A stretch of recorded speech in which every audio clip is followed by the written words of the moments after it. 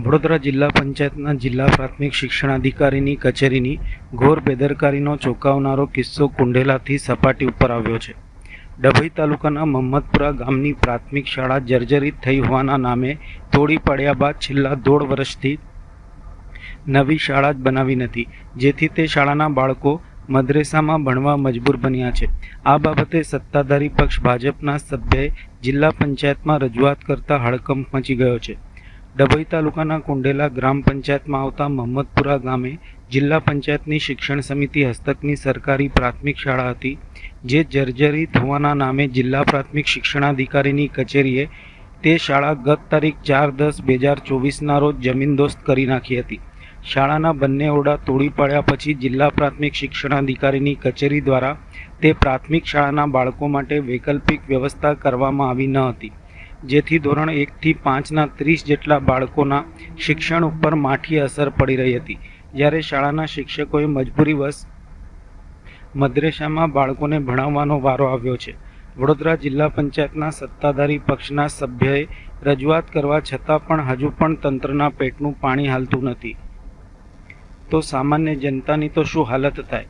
અત્રે ઉલ્લેખનીય છે કે જિલ્લા પ્રાથમિક શિક્ષણાધિકારી મહેશ પાંડે પાસે જિલ્લા શિક્ષણાધિકારીનો પણ ચાર્જ છે, ત્યારે ગરીબ બાળકોનું ભવિષ્ય અંધકારમય ન બને તે માટે તંત્ર વહેલામાં વહેલી તકે યોગ્ય વૈકલ્પિક વ્યવસ્થા ગોઠવે તે જરૂરી થયું છે.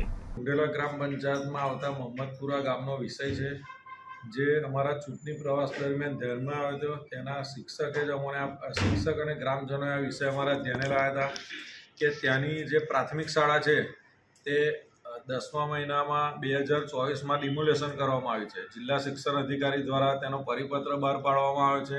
એ પરિપત્રના આધારે સ્કૂલને ડિમોલેશન કરવામાં આવી છે, પરંતુ આજ દિન સુધી તેને બનાવવાની કોઈ તજવીજ હાથ ધરી નથી. ત્યાંના શિક્ષકો મજબૂર થઈને મદ્રેસામાં છોકરાઓને ભણાવી રહ્યા છે. એ ગંભીર બાબત કહેવાય. શિક્ષણ વિભાગે ખરેખર સ્કૂલ ડિમોલેશન કર્યા પછી એનું છોકરાઓને ભણાવવા માટે વૈકલ્પિક વ્યવસ્થા કરવી જોઈએ, પણ તે હાલ ત્યાં કરેલી નથી. અત્યારે પણ નવું સત્ર ચાલુ થયું છે, ત્યાં છોકરાઓ મદ્રેસામાં જ ભણી રહ્યા છે.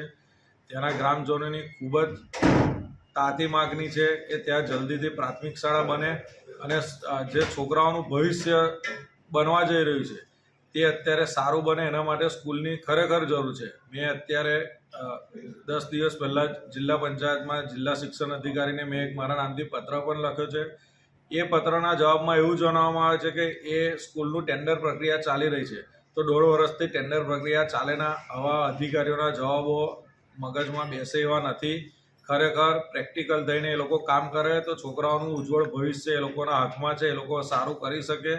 આવા જવાબો આલ્યા કરતાં ત્યાં સ્કૂલ કેવી રીતે ઝડપથી બને તેવા પ્રયત્નો કરવા જોઈએ. આ ધાર્મિક સ્થાનમાં રીતે બાળકો કેવી રીતે શું તકલીફ પડી શકે?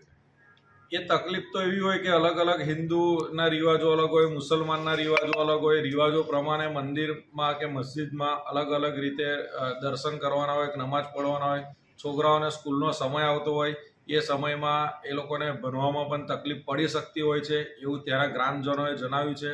માટે હું આપણા મારફત અધિકારીઓને પણ જણાવું છું કે તાત્કાલિક એની સ્કૂલનું ટેન્ડરિંગ પતે અને ત્યાં એનું બાંધકામ ચાલુ થાય વહેલી તકે એવી આશા રાખીએ. સંતાનો